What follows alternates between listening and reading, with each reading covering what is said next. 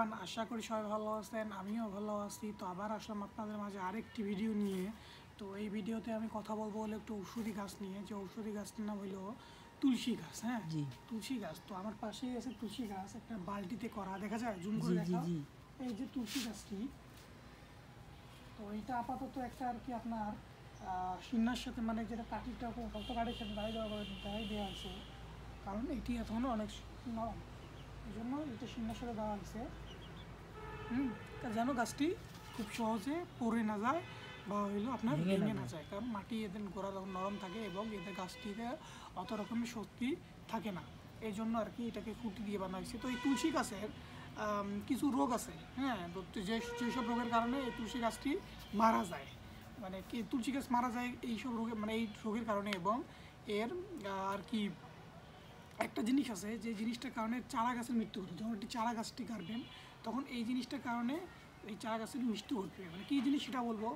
তারপর হইলো আপনার এই যে পাতা আছে না, পাতায় একটা রোগ আছে, পাতায় একটা রোগ ধরে।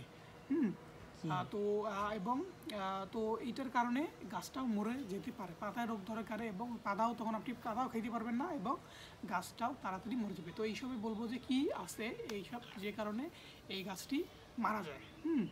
তো তো এইটা আছে যে একটা এদের আছে নাকি একটা অসুখ আছে, যেটা অসুখের নাম হলো পাইথিরিয়াম ড্যাম্পিং। হ্যাঁ, জি পাইথিরিয়াম ড্যাম্পিং, এটা একটা অসুখ, এদের রোগ একটা আর কি, মানে জীবাণু এটা। তো এই জীবাণুর কারণে চারা গাছ মারা যায়, মানে চারা গাছের মৃত্যু অনিবার্য। এটা যদি আপনার ধরে আপনার গাছে, তাহলে চারা গাছের মৃত্যু অনিবার্য। তো আর তো যেইটা আছে, তো এটা তো মারা যায়। তারপর হলো আপনার যে সাদা পাতা আছে না, পাতা, জি তো পাতায় আর কি একটা পাতায় একটা রোগ ধরে। সেই সেই রোগটার নাম হইলো ব্রোটিটিস সিনেরিয়া ব্রোটিটিস সিনেরিয়া। সিনেরিয়া। এটা হলো ওই পাতার রোগ। তো এই পাতার রোগটা এটা ধরে, তো পাতার কারণে এই পাতাটাও খাওয়া যায় না, পাতাটা খাওয়ার অনুপযোগী হয়ে যায়।